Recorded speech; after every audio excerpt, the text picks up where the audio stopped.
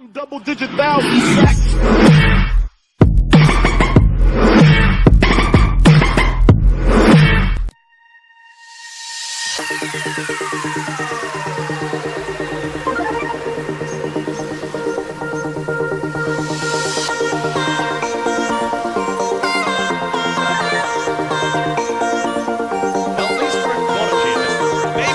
To arrive to the studio, of course. The first cheer does always favor the fans that get here early, and coming up the escalator, I saw that, of course, the Lunatic High fans have been camping out for what is probably days at this point. Well, I was actually here at the studio early, Papa Smithy, and they were too. It was, I believe... But were you here yesterday? Because I bet there was at least a couple of them, Atlas. I didn't see many people packing up pop tents, but they could have got it done very early in the morning, Papa Smithy. The Western fans are starting to get there. They're starting to understand how popular Lunatic High is. Basically, take what you know and multiply it, because literally these guys are K-pop stars here. They are so popular. Let me just say that Season 2 final was the loudest thing I had ever heard in my entire life. We're still life. getting our hearing back from that day Yes. as we finally get to look at the comps here. Rogue will be on defense to start. Pretty standard stuff from them. If you look down this, Nico once again not going to be defense on Genji, so just going to be the 2-2-2. Zunba is not going to be playing the D, but it's going to actually be Jae-Hong opening up on Zarya. Now, this was, of course, triple tank attack, Papa one of Smithy. his favorite picks when he wasn't playing Ana on stream was the Zarya. So he has a lot of practice on Zarya, but when you have Zumba on the team and he's not playing Zarya, it's always a surprise. Yeah, that's just giving him credit for his incredible Diva play, and Huayu's going to grab that first pick onto wins, which is very important. Already, Unko going to fall down as well, and that is both of the supports taken. This attack already very successful coming out of Lunatic High. They're taking control at this point, almost about to get that first tick, and there it goes. And well, you think about it, Atlas, and it makes so much sense. You know that Nico hasn't been showing the Genji. Zarya's always been strong against D.Va. It's always been one of the best ways to microwave down the D.Va. You're able to absorb any damage. All she can do is fire back at you or run away. And Jae-Hong is just basically lighting up Hollywood Boulevard with his picks. He's now onto a sniper. It's not Ana, though. It's going to be the Widowmaker. And we know Ryu Jae-Hong's incredible Ana play means that it makes sense. You can get some picks here on the Widow. So far unsuccessful, but we'll see what he can do. What is he doing still, though? He's not getting picks, but this is what Widowmaker does. Buys space and also forces the Winston to dive. If they take out Winston, that's the only frontliner down. Well, we do see sound barrier. Is going to be the answer here as Lunatic High throw out the Dragon Blade as well. Some picks going down for Lunatic High, who have been able to pick up the more beneficial trades.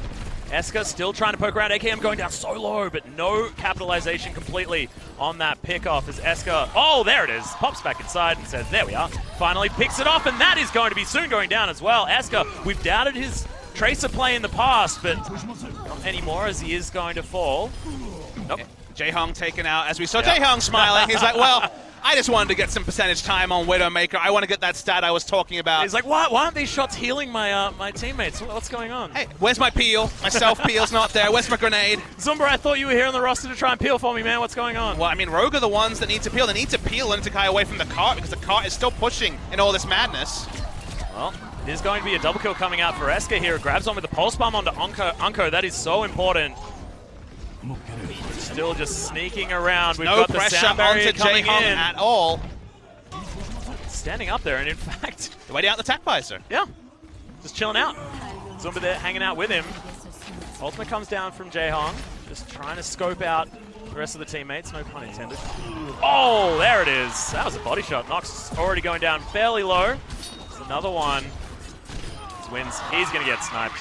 And there's no pressure. Has taken so much control. There's just no pressure onto Jae-Hong whatsoever. Nox is kind of busy looking to tie up the other DPS members, and they're not seeing a switch. Finally, we're seeing Rogue make their first swap of the match. They have Nico onto the Genji.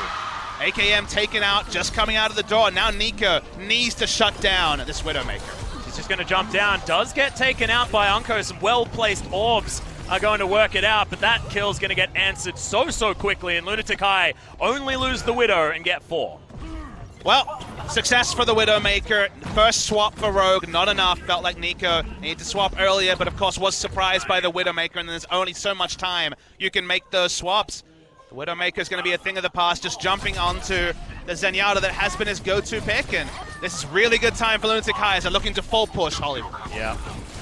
You is going to be able to get the dash through onto Soon. AKM's going to fall down as well. Only Nico remaining as far as DPS. And Unko's going to fall. Just without that damage threat, this is looking so easy for Lunatic, who are just getting pick after pick after pick. And Rogue, they can't consolidate at all, even though they have 3 ultimates available. I mean, consolidation requires a Reinhardt shield to actually get out of spawn because they're being spawn camped on both sides. Soon is at least able to get something here as Nox is able to take down Toby. That's both supports dead. A big opportunity now for Rogue to answer back. Good reflect from Nico.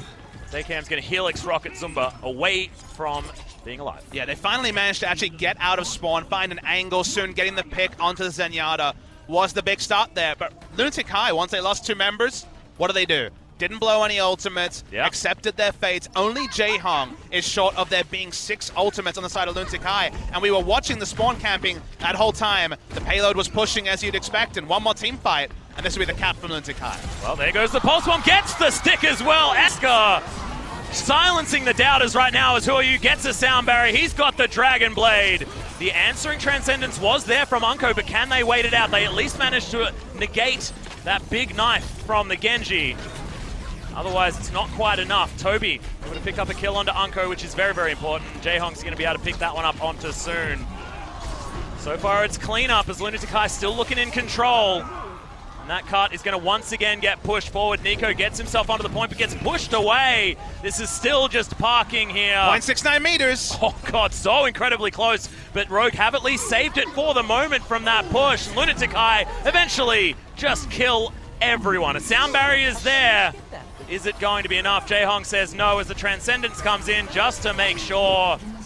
And it's just more padding of these KDAs out of Lunatic High. We're just picking up as many kills as they like. This is a really good spawn. delay from Rogue, though, because of the wins having the last second sound barrier. They've actually bought 25 seconds so far. They will finally be the cap, but at least Rogue can feel good that they delayed for about 25 to 30 seconds more than you thought they'd be given credit for. But Lunatic High, they showed a lot of flexibility, and Rogue, short of seeing Nico swap after point A onto the Genji, were playing their own game, and it feels like Lunatic High read it so well. Jaehong, of all people, opening on the Zarya to microwave down the Diva, allow Who to have that flexibility to dive into the backlines. One of the reasons we see less Genji Atlas is because there's none of those shields available from the Zarya, because Ana is largely out of the meta as well, so Dragon Blade makes you so much more susceptible to just being taken down as a frail 200 HP frontliner. Well, guess what? Zarya changed things. Rogue wasn't ready for them, and we'll see how many more curveballs Lunatic High have,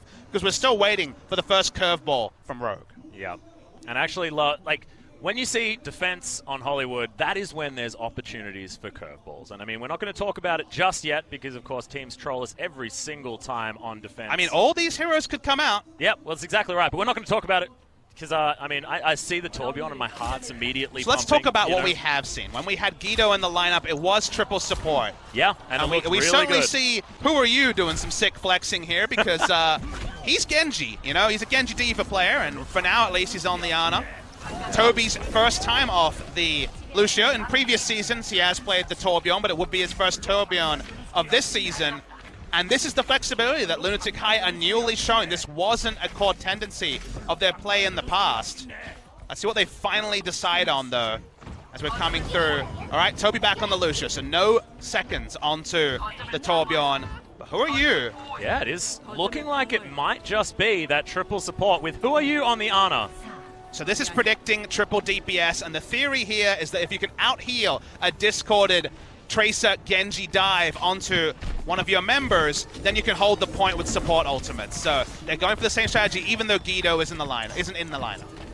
See what Hui can do on this Ana as well. Some orbs are going to fly out. You can see Rogue, they identify exactly what's happening, and they're going to completely adjust. Yeah. Great to see from Rogue. This is what you need to do.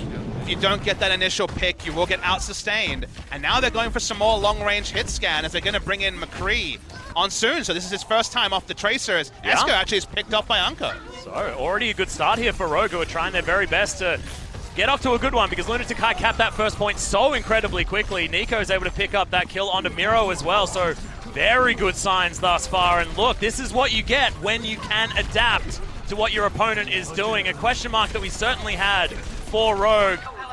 It's exactly what we wanted. So far, the kill feed has been all Rogue side. Lunatic Kai exposed by the adjustments. Great stuff to see. Is this going to be the final picks coming through from Rogue? This should be a pretty clean capture. Yep, all too easy. Sleeping on the point there as well, as that's going to be it.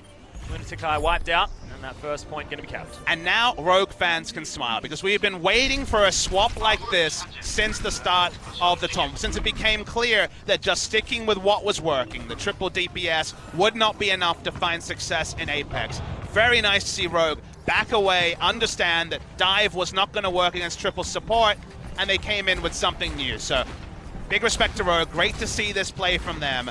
Again, you get lost in the disappointment of them not being the great hope of the West, but these are still a great team. Well, here's the dive from Lunatic Kai. Esker already right round the back, just harassing this backline. Gets that recall as well to keep himself safe. Lunatic Kai throw out at least the Transcendence to try and get some control, and soon he's going to be picked off by Who Are You. Reflected with the on the Deadeye, very nice. And that's going to be the triple to answer. What was that, Nico? Well, sometimes off screen, it turns out that you can get triple kills. Yeah, with... I really want to see a replay of where that ultimate was placed, because that must have been expertly done. There's so much terrain, and that you can actually bop a self-destruct over, and Nico just seemed to find them all wanting. We'll see if Lunatic Kai can get positioning, because for now the cart is moving freely for Rogue. Yep, Pulse Bomb gets a lot of damage onto Nico, who's going to get healed up, so it's going to be absolutely fine. Keeps his mech. AKM's going to take down J-Hong. Yeah. Possibly a staggered pickoff here, as we've got the sound barrier coming out. Lunatic Kai desperately trying to stop this payload from moving. Who Are You as well, very close to that Dragon Blade, and Lunatic Kai don't actually need it. They get the picks that they want. AKM and Wings both falling, and soon very close to falling down himself. So what you should track there is they invested sound barrier to have a hope to turnify. They didn't have ults to capitalize of it. They didn't want a 5v6 to just reign supreme and allow Rogue to free push. They only used a single support ult. They farmed up Dragon Blade, and they stopped the cart from pushing. So good stuff there in terms of efficiency for Lunatic Kai, but Rogue are coming up on plenty of ults themselves. Yeah. J-Hong also doesn't feel like he necessarily needs to hold it. He doesn't have the Dragon Blade to answer for, anything like that. It's not like as soon as he hears that he needs to press his Q button. He'll have his soon. It was only Toby with the sound barrier. The first time is, okay, already a pick, this time from AKM. Helix Rocket's going to take down Who Are You. Both barriers coming in here as well as Zumba very far back.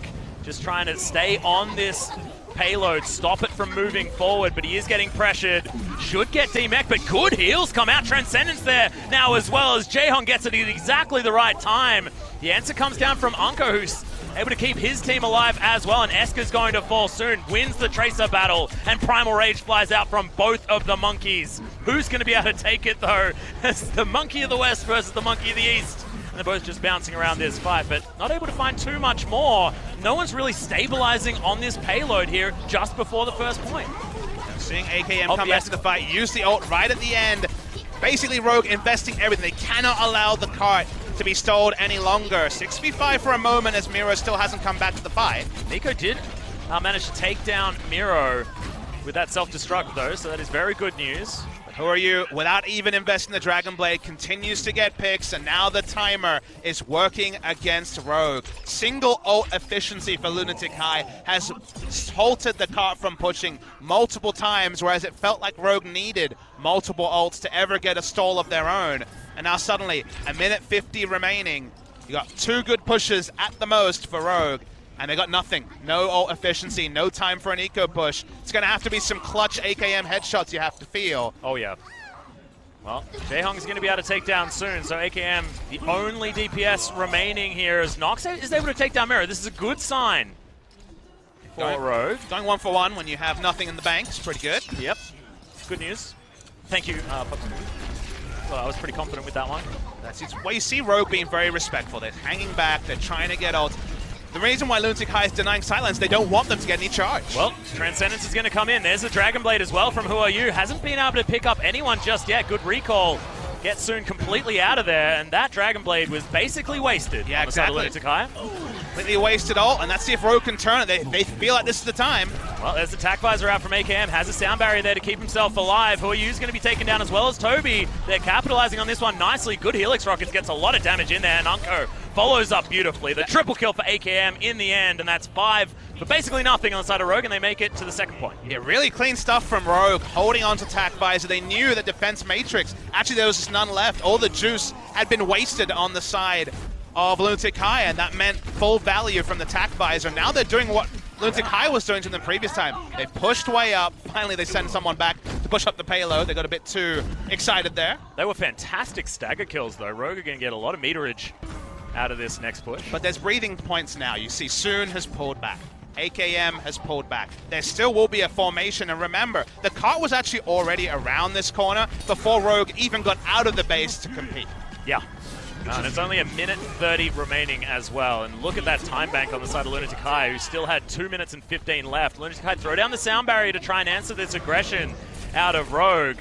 And they can do this. They can invest as much as they want. Lunatic High still being able to pick up kills here at the same time as Miro jumps back towards some safety. Here's the Winston battle as they're both just zapping one another. But it's Zumba that capitalizes. Soon cannot get those flanks that he's looking for. And it's the defender's advantage. When you're defending, popping at ult, and buying time, even if you go down, can largely be worth it when you have a time bank to defend. Whereas Rogue are thinking, we can't trade ult for ult. We need to use our ults in unison, in combination, to actually finish the map. So far, the delay tactics have worked, although Eska dies. Yeah, Unko is able to pick up that kill. Soon throws down the pulse bomb, but doesn't get any kills for it. Rogue have invested at least the Transcendence into this fight to get this payload pushing forward. Self-destruct doesn't find any kills, but at least get some zoning done. 3 already down on the side of Rogue, though. Yeah, that is going to be the answer, as AKM's just going to get buzz-zapped by that Tesla gun. Now it's going to be an overtime push, if anything, for Rogue. And you look at Lunatic High, sound barrier might alone be something to answer, but they have double DPS ults on top of it as well. Rogue have been looking for their moment, but their moment this whole tournament and also on this Hollywood final push has not come, and it's going to take some magic that we haven't seen from Rogue to close this map. Well, Eska looking for the stick, doesn't get it with the pulse bomb off to the side, and Huayu's going to grab that first kill onto AKM. This is looking like it could be sealing the fate of Rogue. Triple. The triple kill comes in for Huayu, and Zumba's going to take down Nico as well. Rogue only have 2 members remaining, and one of them is desperately trying to run towards the point but won't make it, and this feels like the end of Rogue, Papa Smithy. It's like the end of Rogue, but right now, it is not the end of Rogue. Not completely. Your baguettes are certainly not raised. They're at half-mast, because basically the way it goes from here is that desperately Rogue needs to win at least 2 maps. If they do not win a single map, if they go down 3-0, they are out. If they go down 3-1, they are out. If they go down 3-2, the mathematical hope basically is Mighty AOD 3-0 or bust. So, again, right now, control is not in their own hands, but they are not...